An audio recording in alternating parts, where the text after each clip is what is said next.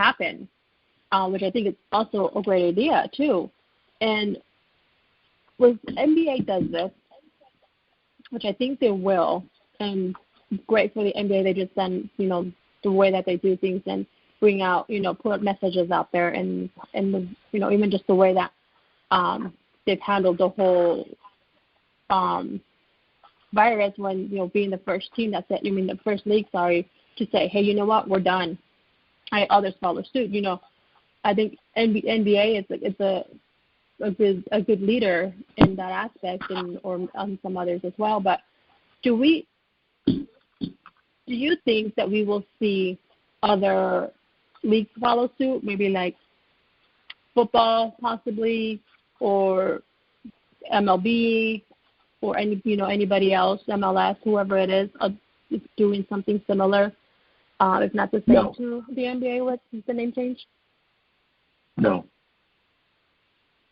Not even close. You have baseball, like I said, I may be over when I say 4% to 6% Black Americans. So no, there's no push. There's no need. Their demographic of fans are generally older, over the age of 55, predominantly white. They're not going to do that because it will have a negative impact in their market share. The NFL, even though they're saying certain things, they're not going to go that far, because if we just pull the sheets back, most of their owners are donors of the president, who called the players and now, son of a bitches. So they're going to go as far as to make them look like they're playing one side when they're still, playing the other side. So they're going to stay somewhere in the middle so they don't alienate a part of their fan base, because part of their fan base is still people that would be opposed to, as they say, the I don't come to watch sports for anything other than to get away from reality crowd. So it's not going to happen there. Soccer, younger, more progressive, they'll probably do some things, but that's just baseball. Baseball, absolutely, positively, no. Football, both sides of the fence. Soccer, probably. Basketball, more than likely. But yeah, no, you won't see it from baseball. Okay, let me go back. Let me rephrase the answer with the question to you. What have you seen baseball do so far? Nothing. Because it doesn't affect them on a demographic basis at all.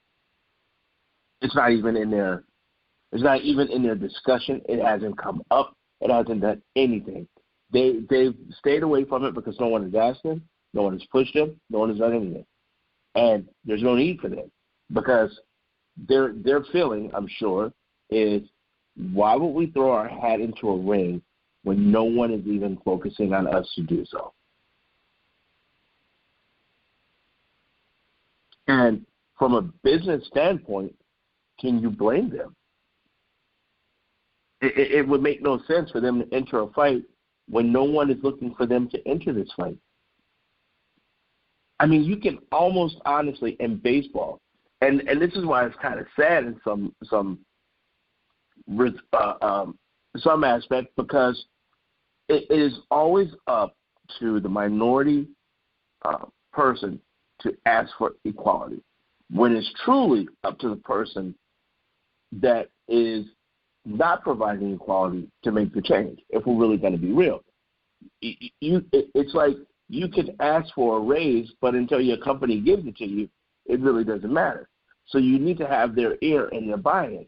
So in baseball, they would almost have to willingly start a fight that they have no interest in being a part of.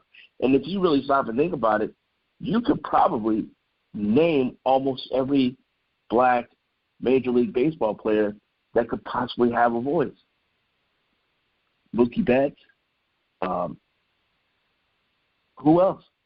Who else is that good that could demand to be listened to? And he's one dude on LA's team. Right. What?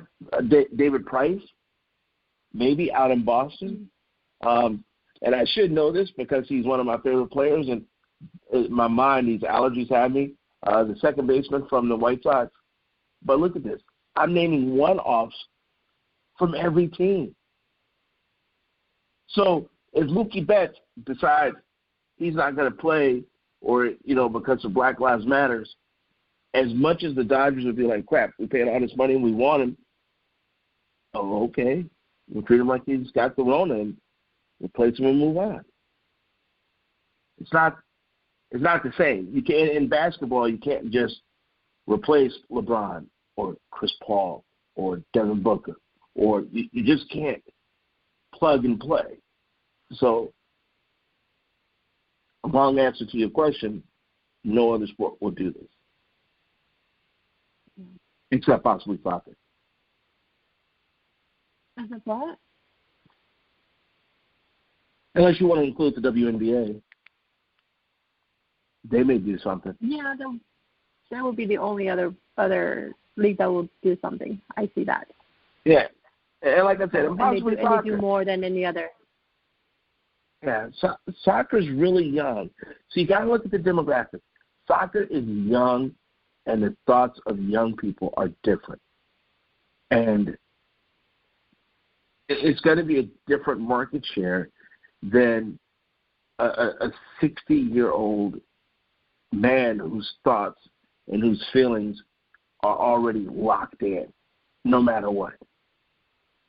So that's the demographic you're battling against.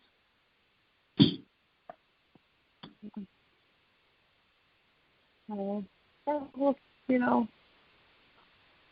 But if it goes through. It seems like it may happen, but go ahead. Basketball is having a whole different issue now, though, because we have Spencer Dinwiddie with the Nets, who's come down with coronavirus, who says he's still interested in playing, but it's up in the air. You have DeAndre Jordan, who came down with coronavirus, and he is absolutely not going to play. He said he's opted out. And then you have, that team is already, down Kyrie, down Kevin Durant, and now you have a situation where you have guys like Joe Harris, who's a free agent, and you have a couple other guys who are free agents. Do they really want to risk getting hurt before their contract year? The year of their contract year. So the NBA has other problems going into this bubble. Yeah. So I think, one of the things seen as we see sports coming back, because it seems like everything's just being put together. They have things, per se in order, see it, so it's going to, go through. But then now we're seeing those challenges. We're seeing those troubles that they're having now, players opting out, and other, other things. And now and then we have the surge that's, with the virus, and just it's spiking. And not only in Arizona, but other states. And now it's coming to, okay, now this is happening. We shut down, states reopen. There's these spikes. And we have to, like what's for like the NBA, where they're going to be in a bubble, but even still, because they're still, have to travel and to get there, and all these other measures too that need to take place before they get into the bubble, and things that they need to do. But we have MLB, players reporting today. We have soccer that will be starting up soon. We have NFL that's saying pretty much nothing's wrong. We're going to go through with it. But as we see more and more of this happen, the athletes being testing positive and then not playing, or whatever, what happens with that, are we at risk of seeing sports come to a halt yet again? Are we going to just come to be like, hey, actually, the NBA is actually not going to have their season. MLB may be starting or maybe only doing summer camp and not even starting the season. With players opting out, players contracting the virus, there's still so many challenges out there. It seems like it's inevitable before you see something occur, whether it's sports coming to a stop again, at least in the U.S., or just, games being canceled? Yeah, I think we're looking at this as a whole, as a country, the wrong way, to be perfectly honest with you. We keep saying, we need sports, we need sports, we need sports. But we talk about the people that are going to be participating like there's some type of computer game. These are real people with real lives, and they're going through the same everyday stuff that we are. They have elderly parents. They have kids with respiratory issues. They have kids that have to start school. They have spouses that may be working in the healthcare or other frontline jobs as a doctor or something else. We have minor leaguers or players that aren't making the type of money that the top players have, whose spouses work every day. So we have Alan Williams, who plays for the Knicks minor league team, I think, or the Nets minor league team. Anyway, his mom is the chief of police, so she's working an everyday job. And I think we sometimes treat these players like we forget that they're part of the sport, and they should just roll out, be ready to go, because we're treating them almost like they're essential workers. Now, they're essential for our entertainment, but they're not essential workers.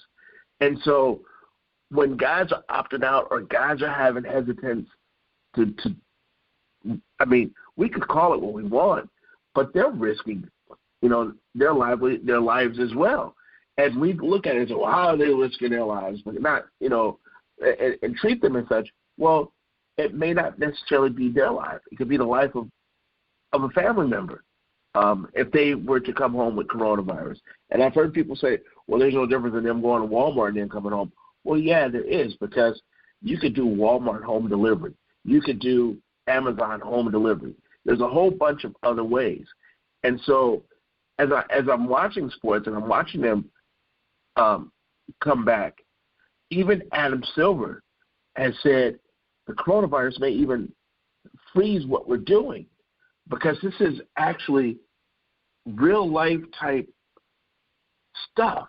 And if we had to do without sports for a while, as much as we love sports, we cover sports, it's what we do. But I'm not mad at people for not necessarily wanting to continue or not having a heart in it. And if you look at the New Jersey Nets, I can't believe I did that. If you look at the Brooklyn Nets, if you're already down 4 guys and it's my contract here, I'm going to be real leery about risking myself physically and for a virus when I don't really have a chance to do anything in this tournament anyway. And I think a lot of that is going to come to fruition as we get closer to these start dates. Look, Mike Leake, really stop and think.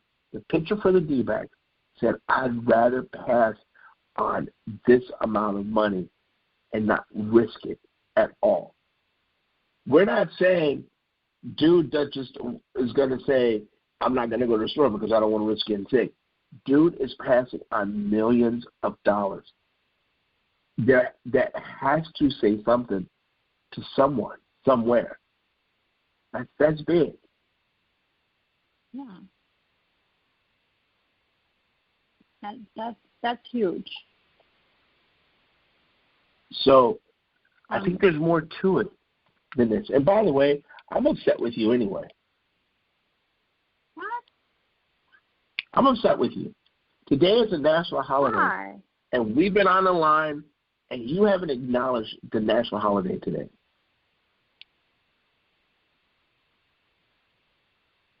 Ooh, her brain is, I can see the light bulb. What national holiday is this? What did I forget? The silence. Think about it. See, whenever you have someone that can't know what you're talking about, they not sure what you're talking about, and you say, think about it, and you say, think about it, it makes them think even harder. Love that. I love doing that. What are you doing to going me? through Oh everything. my God, She's like, it's no one's birthday. The 4th of July isn't until Saturday. It's not. Oh, the brain is working. This is fun.